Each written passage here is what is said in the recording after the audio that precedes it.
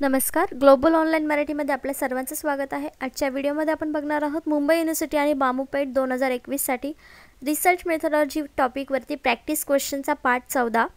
याआधी 13 पार्ट तयार झालेले आहेत, ज्यामध्ये प्रत्येक पार्टमध्ये आपण 10 क्वेश्चन्स बघतो. याही पार्टमध्ये आपण 10 क्वेश्चन्स बघूयात प्रॅक्टिस क्वेश्चन्स म्हणून रिसर्च मेथॉडॉलॉजी टॉपिकवरती. त्याआधी सगळ्यांसाठी एक चांगली गोष्ट अशी आहे की बामूपेठ ही एक्झाम आलेली आहे, त्याची डेट आलेली आहे. 13 तारखेला बामूपेठ एक्झाम होणार आहे आणि त्यासाठी आम्ही रिसर्च मेथॉडॉलॉजी टॉपिकवरती टेस्ट सिरीज घेऊन आलेलो आहोत, ज्यामध्ये 10 टेस्ट आहेत. 40 क्वेश्चन्स एका टेस्टमध्ये आहेत. शिवाय तुम्हाला मराठी आणि इंग्लिशमध्ये PDF नोट्स मिळणार आहेत. आणि या टेस्ट सिरीजचा फायदा तुम्हाला असा होईल की उरले 7 ते 8 दिवस, या 7-8 दिवसांमध्ये तुम्ही जास्तीत जास्त जेवढा सराव कराल तेवढा तुम्हाला रिझल्ट तुम्हाला एक्झाममध्ये दिसून येईल. कारण की याच प्रश्नांमधले 80% प्रश्न तुम्हाला त्या एक्झाममध्ये येतात. त्याचा सराव केल्यामुळे तुम्हाला जास्तीत जास्त यश मिळेल म्हणून. आणि हे नोट्स जे आहेत तर तुम्ही एका तासाभरात वाचून सुद्धा एक्झामला जाऊ शकता आणि एक्झाममध्ये आपले प्रश्न आसानीसे म्हणजे लवकरात लवकर इझिली सॉल्व करू शकता. म्हणून लवकरात लवकर ही टेस्ट सिरीज जॉईन करा. ही टेस्ट सिरीज जॉईन करण्यासाठी फक्त दिलेल्या व्हॉट्सअप नंबरवरती मेसेज करायचा आहे आणि याची फीस असणार आहे 499 रुपये. ही टेस्ट सिरीज जॉईन केल्यानंतर 7 ते 8 दिवस राहिले आहेत, त्यामध्ये 10 टेस्ट जर तुम्ही सॉल्व केल्या तर तुम्हाला वेगळा अजून अभ्यास करण्याची गरज नाही. जो तुमचा अभ्यास झाला आहे ते या टेस्टमध्ये तुम्हाला टेस्ट केला जाईल आणि पेट एक्झाममध्ये क्लिअर करण्यासाठी मदत होईल. म्हणून आजच ही टेस्ट सिरीज जॉईन करा, जेणेकरून येणाऱ्या दिवसांमध्ये जास्तीत जास्त प्रॅक्टिस होईल. सुरू करूया आजचा पहिला प्रश्न. एपिस्टेमोलॉजी रेफर्स टू, ज्ञानशास्त्र संदर्भित आहेत. हे एपिस्टेमोलॉजी नावाचं ज्ञानशास्त्र जे आहे ते कशाशी संदर्भित आहे आपण ऑप्शन्स बघूया. A term specifically used in social sciences, विशेषतः सामाजिक विज्ञानात वापरली जाणारी एक संज्ञा. A term use to study the types of diseases, रोगांच्या प्रकाराचा अभ्यास करण्यासाठी वापरली जाणारी संज्ञा. Acceptable level of knowledge in a field of study, म्हणजे अभ्यासाच्या क्षेत्रात ज्ञानाची स्वीकार्य पातळी काय आहे हे दाखवण्यासाठी. अ टाईप ऑफ इंटरव्ह्यूइंग टेक्निक, मुलाखत घेण्याचे तंत्र. तर हे जे ज्ञान आहे एपिस्टेमोलॉजी जे आहे ते एक इंटरव्ह्यू टाईप टेक्निक आहे, म्हणून याचं करेक्ट ऑप्शन आहे D, the type of interviewing technique हे आहे एपिस्टेमोलॉजी. हे लक्षात ठेवावं लागणार आहे आपल्याला. एपिस्टेमोलॉजी कशाशी रिलेटेड आहे तर टाईप ऑफ इंटरव्ह्यूइंग टेक्निक. याचं करेक्ट आन्सर डी आहे.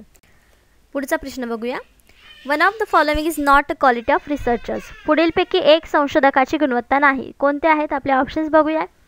युनिसॉन with that of which he is in research, ज्याच्या शोधात आहे त्याच्याशी एकरूपता. He must be of alert mind, तो सावध मनाचा असावा. कीन इज इन इन्क्वायरी, चौकशीची उत्सुकता असावी. His assertion to outstrip the evidence, पुराव्यांच्या पलीकडे जाणे यासाठी त्याने केलेले मत. त्याचं करेक्ट ऑप्शन आहे ए, म्हणजे त्याच्या शोधात त्याच्याशी आहे त्याच्याशी एकरूपता असली पाहिजे. हे क्वालिटी नसेल तरी चालेल, पण बाकीच्या 3 हे आवश्यक आहेत. म्हणून या 3ला सोडलं तर ए हे जे ऑप्शन आहे ते या क्वालिटी रिसर्चर्समध्ये नसते किंवा नसली तरी चालेल असं आपण म्हणू शकतो. पण याचं करेक्ट ऑप्शन आहे ए. चा प्रश्न बघूया. The strongest evidence of casualty comes from which of the following research methods, म्हणजे खालीलपैकी कोणत्या संशोधन पद्धतीमुळे कार्यकारणतेचा सबळ पुरावा मिळतो. त्याचे ऑप्शन्स आहेत ए एक्सपेरिमेंटल म्हणजे प्रायोगिक, बी कॅज्युअल कंपॅरेटिव्ह म्हणजे कार्यकारण तुलनात्मक, कोरिलेशनल म्हणजे सहसंमतीत, नन ऑफ द अबोव म्हणजे वरीलपैकी काहीही नाही. तर याचं करेक्ट ऑप्शन आहे ए प्रायोगिक एक्सपेरिमेंटल. या एक्सपेरिमेंटल प्रयोगामुळे म्हणजे एक्सपेरिमेंटल संशोधनामुळे कार्यकारणतेचा सबळ पुरावा मिळतो. म्हणजे आपण जे काही करतो एक्सपेरिमेंटमध्ये त्याच्यातून काहीतरी कन्क्लुजन निघतं, त्याचा पुरावा मिळतो, कारण ते आपण प्रत्यक्ष डोळ्यासमोर एक्सपेरिमेंट केलेला असतो, म्हणून आपल्याला त्याचा पुरावा प्राप्त होतो.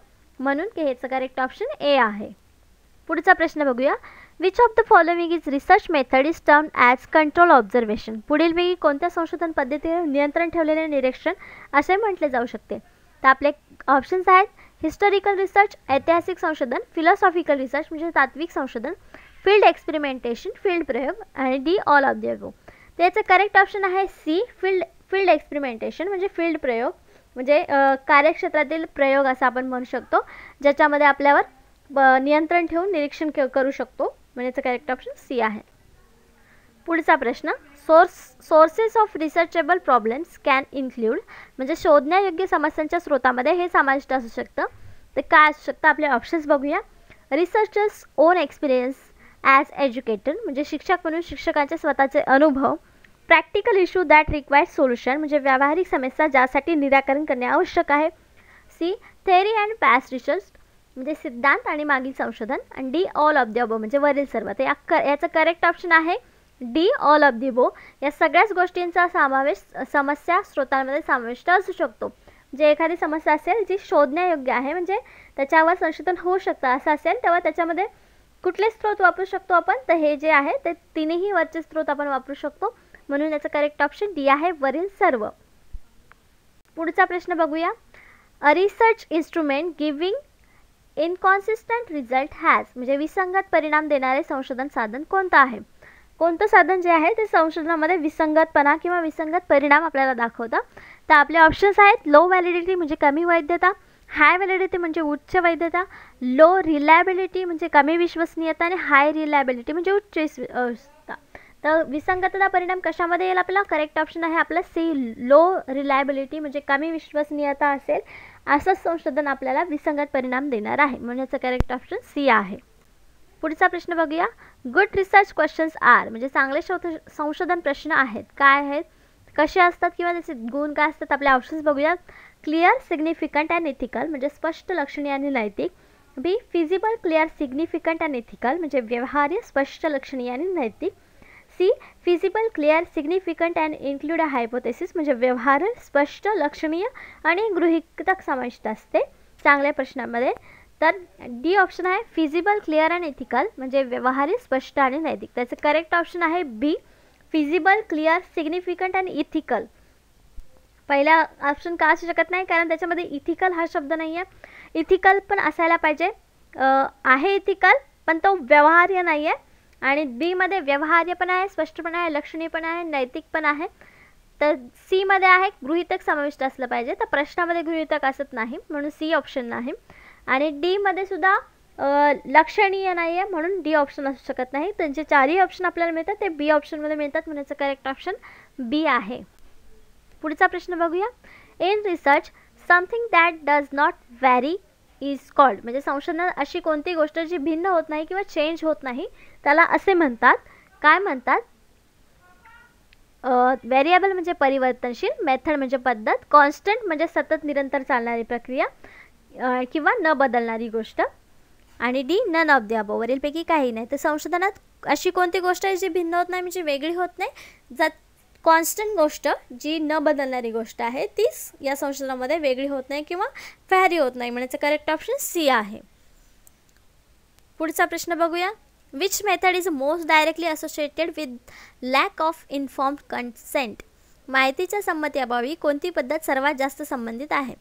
तर आपले ऑप्शन्स आहेत इन डेप्थ इंटरव्ह्यू सखोल मुलाखत, कंटेंट ॲनालिसिस म्हणजे सामग्री विश्लेषण, कन्वर्ट ऑब्झर्वेशन म्हणजे गुप्त निरीक्षण, केस स्टडी म्हणजे प्रकरण अभ्यास. तर याचं करेक्ट ऑप्शन आहे डी केस स्टडीज म्हणजे प्रकरण अभ्यास. एखादी केस स्टडी घेऊन आपण संशोधन करतो तेव्हा ते माहिती संबंधी अभावी ही पद्धत सर्वात जास्त संबंधित आहे. म्हणजे हे माहिती नसली तरी आपण त्या स्टडीवरून किंवा एखाद्या मागच्या स्टडीवरून त्याच्यावरती माहिती मिळवू शकतो. म्हणजे करेक्ट ऑप्शन काय आहे डी आहे.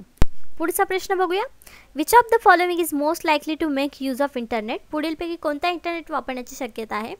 आपले ऑप्शन्स आहेत वेब कॉन्फरन्स, सेमिनार, सिम्पोसिझम, संगोष्ठी म्हणजे नन ऑफ द अबो म्हणजे वरीलपैकी काही नाही. त्याचं करेक्ट ऑप्शन असणार आहे वेब कॉन्फरन्स.